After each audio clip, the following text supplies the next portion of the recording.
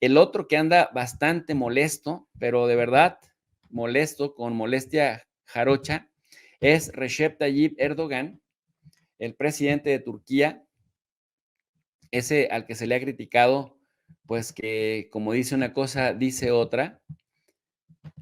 E incluso en el mismo, pues en el mismo tema palestino-israelí, Erdogan habla mucho, pero pues por ejemplo Israel no ha roto relaciones con Turquía, nada más las congela sus relaciones, pero tampoco es que vaya más allá, pero siempre sale a decir muchas cosas y dice Erdogan, vamos a exhibir los crímenes de Israel ante el mundo y el mundo sabrá lo que hace Israel con los palestinos.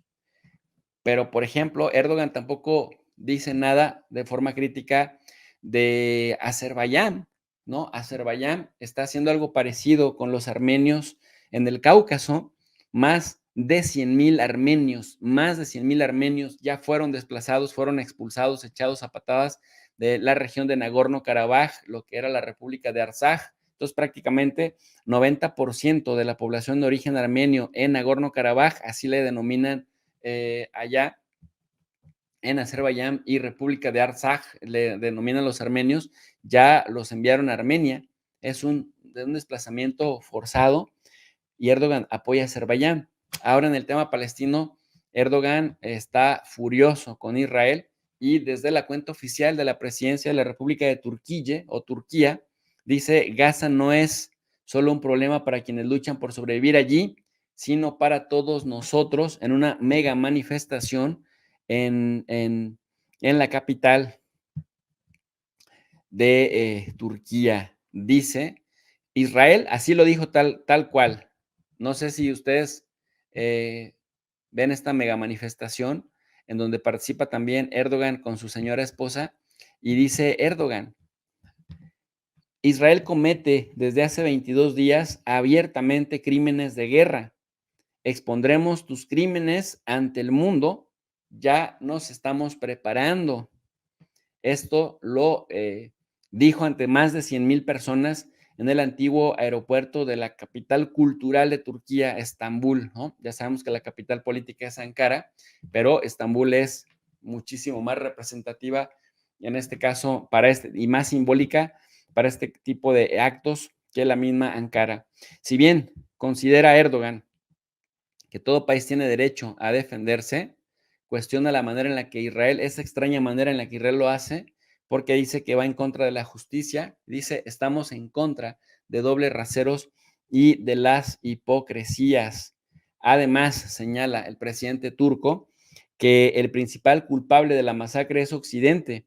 Si dejamos de lado, cita textual, algunas voces concienzudas, la masacre de Gaza es enteramente obra de Occidente. Compara Erdogan las acciones de Tel Aviv con el holocausto llevado a cabo en contra del pueblo judío por la Alemania nazi y con las bombas atómicas lanzadas por Estados Unidos en contra de Japón durante la Segunda Guerra Mundial. En cita textual, relata Erdogan que lo que saben hacer es matar.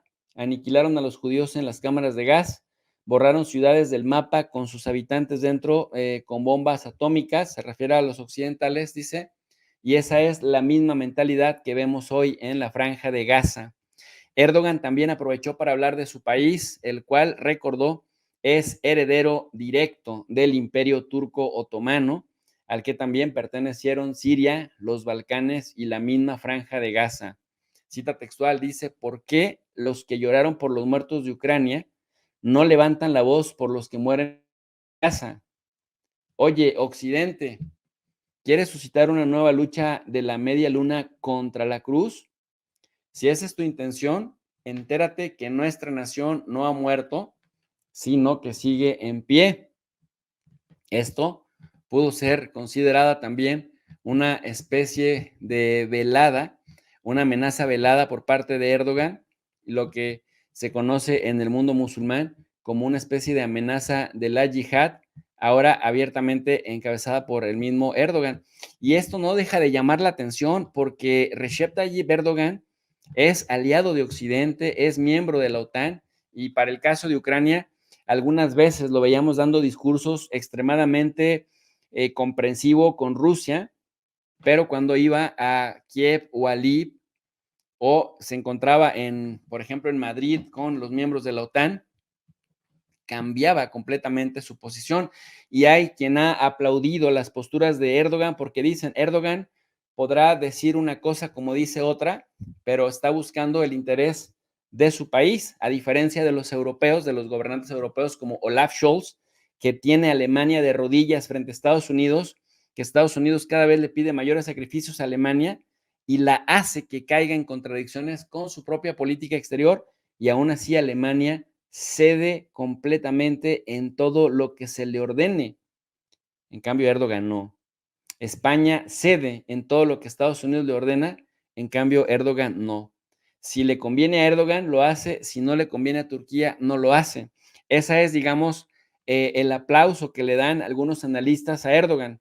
Dice, finalmente todos los políticos mienten, al final lo que sí se ve claro es que Erdogan siempre intenta posicionar primero el interés turco y después, si algunas agendas exteriores terminan por chocar, pues entonces la rechaza, ¿no? Por ejemplo, cuando decidió no sancionar a Rusia, no cerrar la comunicación con Rusia como lo hicieron las diferentes potencias miembros de la OTAN, pero tampoco rompió relaciones comerciales, tampoco sancionó a Rusia y se convirtió en ese puente de comunicación entre la OTAN y los Estados Unidos. Bueno, OTAN y Estados Unidos con Rusia. Pero luego lo veíamos diciendo, sí, Crimea tiene que ser para Kiev, etcétera, etcétera. Dicen, bueno, no es de fiar, pero al menos, ojo, busca su propio interés. Sin embargo, bueno, en ese contexto, en este marco, decirle a Occidente en el aeropuerto que pudiera parecer electorero, pero pues ya ganó las elecciones y estará por lo menos otros 5 años, decirle a Occidente, hey, Occidente, ¿quieres resucitar una nueva lucha de la media luna contra la cruz, como en las cruzadas? Si esa es tu intención, entérate que nuestra nación no ha muerto, sigue en pie. Esto pudiera, pues, considerarse como una amenaza de la yihad y, pues, otra vez también de ese lado, volver a ganar impulso, porque Erdogan, pues sí, ganó las elecciones hace unos meses, pero ganó las elecciones con el menor apoyo desde que se ha venido reeligiendo. Entonces, también apostarle a la vieja confiable, es decir, que también como sabe cuál es el pulso de la población turca, sabe que en Turquía la población mayoritariamente musulmana, pero además mayoritariamente musulmana, los turcos hacen parte de la interpretación hanafí del sunismo. La escuela hanafí en el sunismo es la más abierta, es la más tolerante con el occidente, es digamos, por decirlo así, la menos conservadora. Entonces, el musulmán turco, generalmente hanafí, es más abierto y demuestran, aunque los palestinos no son turcos, dice, bueno, todo el Levante fue parte del Imperio Otomano por siglos. Técnicamente, el Imperio Otomano, mientras estaba el sultán gobernando esas tierras, no permitió que el sionismo tuviera en esta parte del Levante un Estado israelí, hasta que llegaron los británicos que derrotaron a los otomanos y vuelve a decir Erdogan, ganando, tratando de recordar, ¿no?, a la gente que pues él es el que encabeza y en un momento de catarsis en el mundo musulmán, porque esto sí pasa, la calle se comporta diferente a los gobiernos. Si vemos, por ejemplo, lo que sucede en Londres, lo que sucede en París, en Madrid, en la misma Italia o en Nueva York, mientras que los gobiernos se muestran de forma pasguata o cómplices de lo que hace Israel en la Franja de Gaza, en las calles hay mega marchas, marchas multitudinarias. Y en ese sentido, Erdogan dice, bueno, si yo le doy por su lado a la gente, si yo le digo a la gente, sí, es cierto, Israel está abusando de los palestinos, Occidente, si quieres guerra entre la cruz y la media luna, recuerda que aquí estoy yo, nuestro pueblo aún vive, pero mantiene relaciones comerciales, relaciones diplomáticas, relaciones políticas, económicas, financieras con Israel. No ha dicho nada de romper relaciones, como Arabia Saudita, que ya tomó la decisión. No ha dicho nada de romper relaciones con Estados Unidos. No ha dicho nada de sancionar a Israel. Solo bla, bla, bla, bla, bla, bla. Y eso se entiende. Muchos dicen, bueno, es que acuérdate que la política es el arte de construir. La política es el arte de construir y Erdogan construye si al interés nacional de Turquía le favorece. Entonces, lo que se está de alguna forma observando en el acontecer de la región, los liderazgos que en este momento más han estado cuestionando lo que sucede en Palestina es Erdogan, por un lado, y también el gobierno de Irán, por otro lado, el gobierno chiita, eh, pues prácticamente este gobierno chiita, asharid o decimano, ha estado pues completamente volcado porque parece ser que está en la mira, está en la lista, es decir, sería el siguiente atacado. Y sobre eso hay muchísimos analistas que han dicho, Estados Unidos no está listo para derrotar a Irán, así como Israel no está listo para derrotar al Hamas, y ahí pues el otro que entraría al kit sería el Hezbollah, que bueno, llevaría esto a una guerra regional. Y con estas palabras, entendiendo el momento catársico que vive el mundo musulmán, Erdogan eleva el tono y le dice al occidente, ya no solamente Israel, occidente, aquí estamos y estamos de pie. Y esto lo hace también en respuesta a las declaraciones de el Ministerio del Exterior israelí, que retiró a su personal diplomático y a su embajador de Turquía, así como lo hiciera Dina Boluarte en el caso mexicano, que le pide que México se vaya, pues Israel en este momento se quedó sin embajador en Turquía, pero oficialmente no se rompieron las relaciones, digamos que están en una pausa.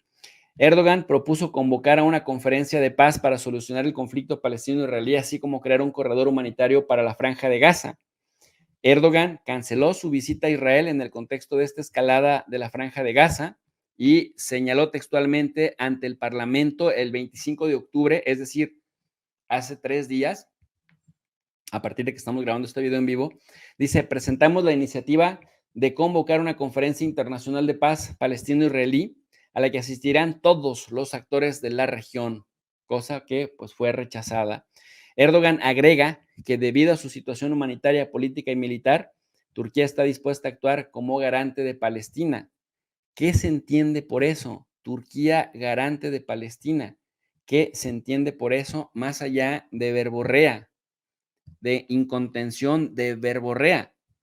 Dice, todas las partes deben tirar el arma y declarar un alto el fuego de inmediato. Tanto los ataques israelíes como los ataques con cohetes contra Israel del Hamas deben terminar.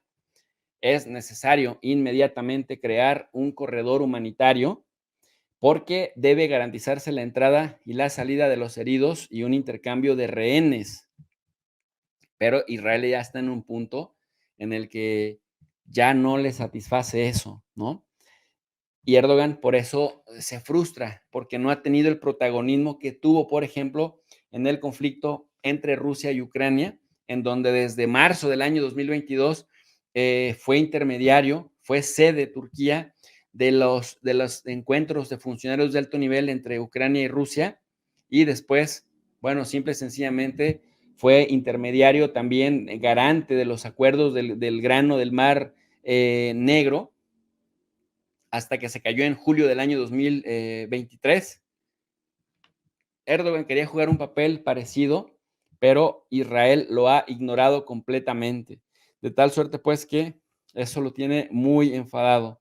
Agrega Erdogan que el paso fronterizo de Rafah, el único que existe entre Egipto y Gaza, debe estar abierto constantemente a la asistencia humanitaria, misma a la que Israel se ha estado negando. Y el presidente al-Sisi, por cierto, presidente al-Sisi de Egipto, ha dicho, no lo abrimos, no abrimos el puente de Rafah, porque en el momento que lo hagamos, los palestinos se van a ir y si se van de la franja de Gaza, pues prácticamente no habrá más Estado palestino, no habrá posibilidad de que se recupere jamás un Estado palestino.